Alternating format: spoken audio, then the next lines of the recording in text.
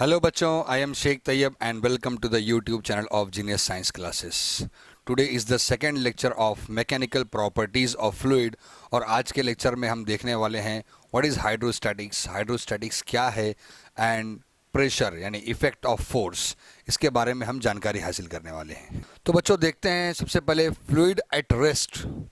Fluid at rest क्या समझे, मतलब फ्लूइड यानी लिक्विड जो हम देखो इस चैप्टर में हम मोस्टली ज़्यादातर हम लिक्विड के बारे में ही बात करने वाले हैं। तो लिक्विड भी, गैसेस भी, प्लाज्मा सभी फ्लूइड हैं, ठीक है। तो बार बार हम लिक्विड, फ्लूइड की जगह लिक्विड मुंह से निकलता रहेगा, ठीक है। तो फ्लूइड एट रेस्ट यानी पानी एक जगह ठहरा हुआ है, रुका हुआ है, रेस्ट पोजीशन पे है, ठीक है।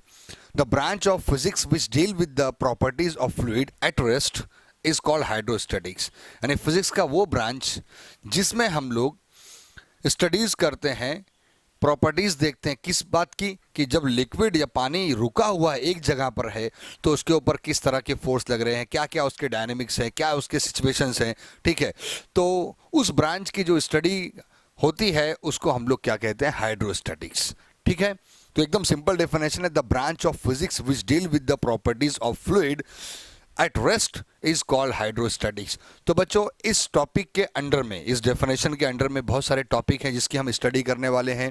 जैसे कि इसके बाद शुरू होंगे pressure due to liquid column है, देन हाइड्रोस्टैटिक प्रेशर है, पास्कल्स लॉ है, और गेज प्रेशर। ये सारे टॉपिक जो है ये फ्लूइड एट रेस्ट यानी हाइड्रोस्टैटिक के टॉपिक में आएंगे, ठीक है। तो इसको ज़्यादा एलाबोरेट ना करते हुए हम आगे बढ़ते हैं। ओके बच्चों, आओ देखते हैं अगला टॉपिक, प्रेशर।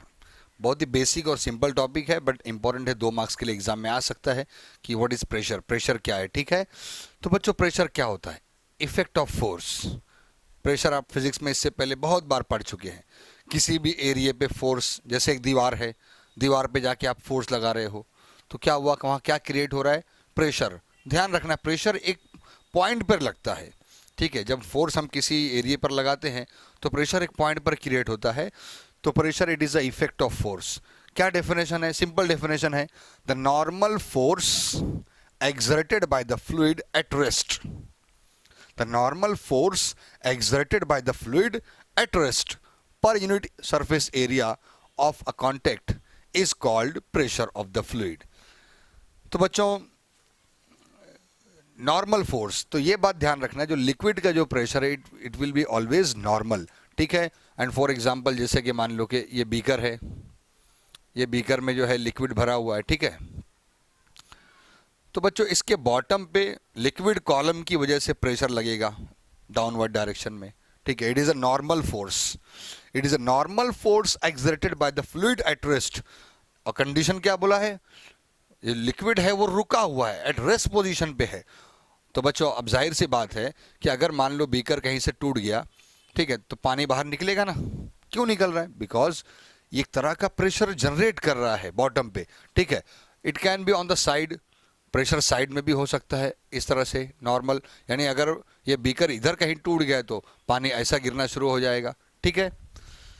तो प्रेशर क्या है, pressure it is a effect of force, यानी फोर्स लग रहा है, फोर्स का इफेक्ट, उसी को हम प्रेशर कहते हैं। तो अब इसमें इंपॉर्टेंट बात यह है कि it is act always normal, ठीक है। ये देखो यहाँ पर भी नॉर्मल लग रहा है और ये जो सरफेस है इस पे भी नॉर्मल लग रहा है, ठीक है।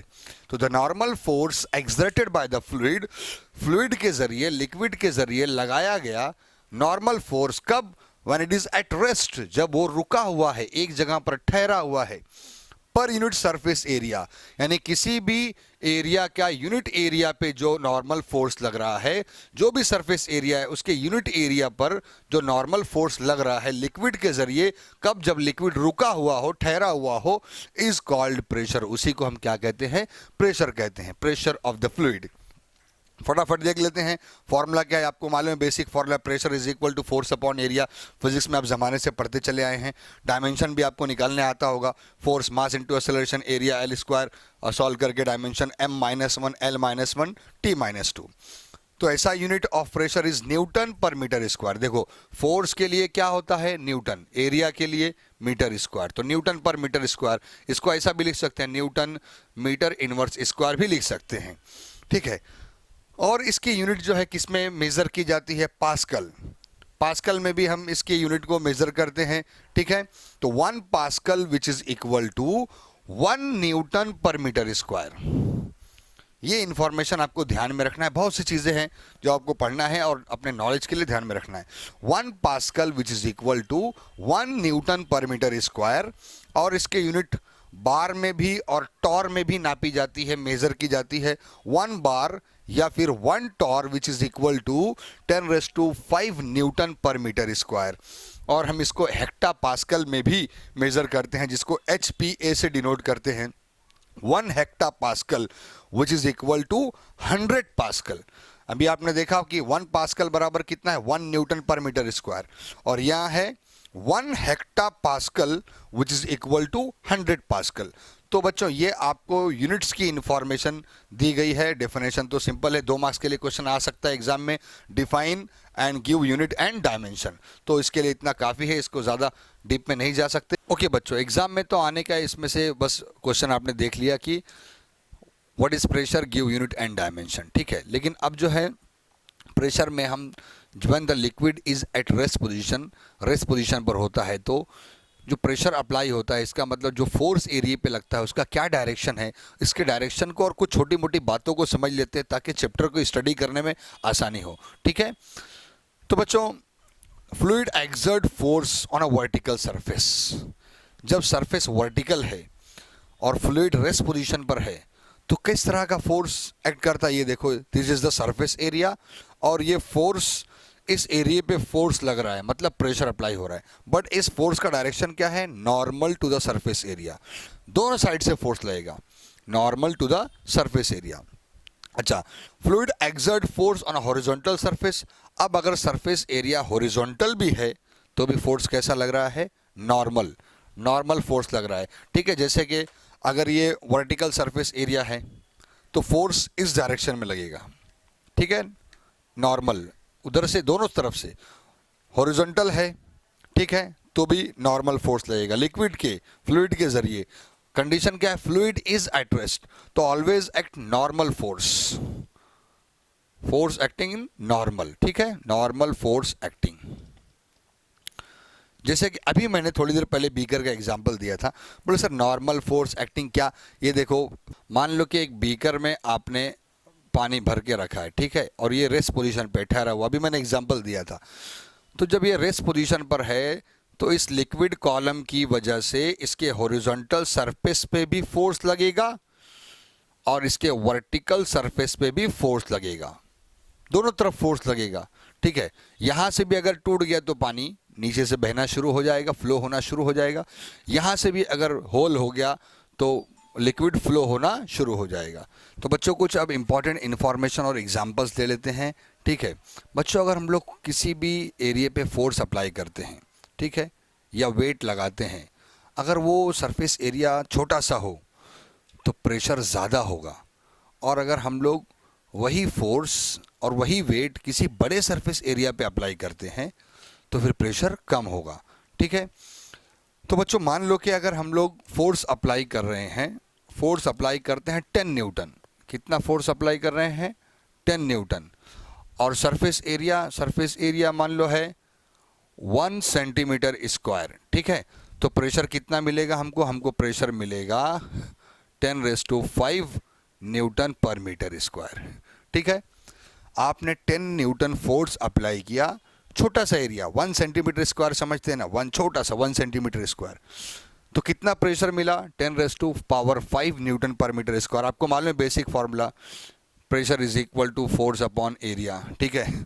तो फोर्स कितना अप्लाई किया आपने, इट इज़ 10 न्यूटन, ठीक है। एरिया कितना है, एरिया 1 सेंटीमीटर स्क्वायर, तो पहले हम इसको मीटर स्क्वायर में कन्वर्ट करेंगे, तो 10 डिवाइडेड बाय 10⁻² मीटर का होल स्क्वायर, तो ये हो जाएगा 10 अपॉन 10⁻⁻4 मीटर स्क्वायर, और ये -4 ऊपर जाएगा तो कितना हो गया 10⁵, तो फोर्स के लिए न्यूटन और एरिया के लिए मीटर स्क्वायर।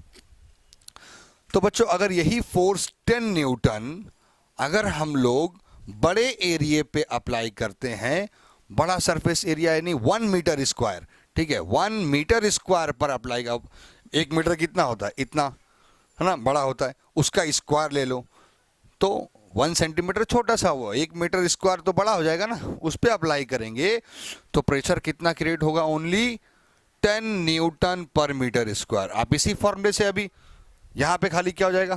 1 आ जाएगा, ठीक है। ओके, जब ये 1 हो गया तो सिर्फ कितना बचेगा? 10 बचेगा। और बच्चों 1 newton weight which is equal to किसके बराबर होता है? 1000 ग्राम ऑफ मास के बराबर होता है, ठीक है। कब? व्हेन द वैल्यू ऑफ जी, जब हम जी की वैल्यू कितना कंसिडर करते हैं? 10 मीटर पर सेकेंड स्क्वायर। तो बच्चों ये था, आपको ये समझाने की सिर्फ कोशिश की जा रही है कि अगर फोर्स या वेट किसी छोटे से एरिया पे अप्लाई करेंगे तो वही प्रेशर ज़्यादा मिलेगा, और किसी बड़े एरिया पे अप्लाई करेंगे तो वहाँ पर प्रेशर वही उतना ही फोर्स बड़े एरिया पे अप्लाई करें तो अल्टीमेटली प्रेशर कम हो जाएगा। कुछ एग्जांपल देखते हैं बच्चों इसका, जैसे कि अभी मैंने आपको बताया कि same force produce different effect, it depends upon the surface area, ठीक है। जैसे कि फॉर एग्जांपल मान लो ये मेरी हथेली है, हाथ है, और ये पेन है, इससे मैं अपने हाथ पर फोर्स लगा रहा हूँ, ठीक है। इसका जो भी इफेक्ट है हमारे सामने है।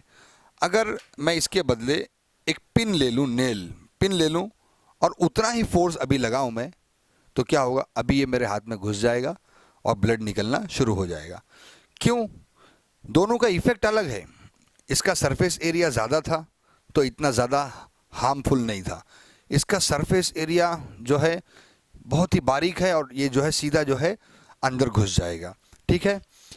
सिमिलरली हम दूसरा एग्जांपल मैं आपको देता हूँ। मान लो कि एक पर्सन है, सैंड, कीचड़, दलदल जिसको कहते हैं, ठीक है, एकदम पानी जैसा नहीं है, थोड़ा कचड़ा वगैरह मिक्स है, उस पर अगर वो जाके खड़ा हुआ, ठीक है, अंदर गलती से पहुंच गया तो बहुत जल्दी जो है उसको अंदर डूबने का चांस, अंदर घुसने का चांस हो जाएगा।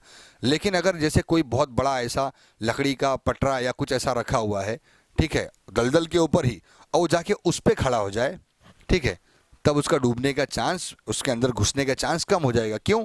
अब उसका जो फोर्स है पूरे पटरे पे डिवाइड हो गया है, पूरे उस लकड़ी के, ठीक है। और वो सिर्फ अगर वो खड़ा रहेगा तो डायरेक्ट उसका इफेक्ट जो है ज़्यादा होगा। जैसे उसका मैं और एक एग्जांपल ले सकता हूँ, जैसे कि मैं आपको बताता हूँ। मान लो कि अगर आपने कोई एक वज़न चीज़ उठा के रखी है, कोई वज़न बहुत ही हैवी चीज़, ठीक है, कोई भी वेट, ठीक है, बैग हो, सूटकेस हो, एट्सेट्रा, और उसमें पकड़ने के लिए तार बंधे हुए हैं, बारीक तार, ठीक है, बारीक पतले तार बंधे हुए हैं, ठीक है, स्टील का वायर ले लो। अब आप उस सूटकेस को कितनी देर तक आप पकड़ सकते हो? वही वेट, वही वज़न, उतना ही वज़न, ठीक है। ये आपको नुकसान पहुंचा सकता है। क्यों? क्योंकि शार्प एज की वजह से आपका हाथ कट सकता है। अच्छा, अगर यही इसका पकड़ने वाला है जो हैंडल है, हिस्सा है, ये ब्रॉड हो, चौड़ा हो, और कुशन वगैरह लगा हुआ हो, तो आप उसी वेट को बहुत ही आसानी से उठा सकते हैं, ठीक है। और एक एग्जांपल देखो, केक कटिंग, बर्थडे का केक आता है, ठीक है, अगर मैं आपको जो है, आपको मैं बोलूं कि आप स्केल ले लो और चपटी स्केल से केक काटो, तो कटेगी? चपटी स्केल, ऐसा सरफेस एरिया, ठीक है, बोलो देखो ऐसा, इसको ले लिया मैंने, बोला केक ऐसा काटो, काट पाएंगे? नहीं, फैल जाएगा, खराब हो जाएगा। उसके लिए हमको नाइफ चाहिए, शार्प एज, ठीक है। तो बारीक सा एज रहेगा और सरफेस एरिया पे एक्ट करेगा तो आसानी से केक कट जाएगा। तो ये सारे एग्जाम्पल से हम इफेक्ट ऑफ फोर्स को समझ सकते हैं। Effect of force is a pressure, ठीक है, यानी छोटे से एरिया पे अगर हम उसी फोर्स को अप्लाई करें तो ज़्यादा प्रेशर क्रिएट करता है, और वही फोर्स जब बड़े एरिया पे अप्लाई करते हैं तो वो कम प्रेशर क्रिएट करता है। और उसी का हमने एग्जांपल जो है आपके टेक्स्ट बुक में दिया हुआ है, वैल्यूज़ दी हुई है, वो भी हमने सामने रख दिया, ठीक है बच्चों। तो मेरे ख्याल से आपको प्रेशर के बारे में सारी बात समझ में आ गई होगी। ओके, स्टॉप करता हूँ, गुड बाय।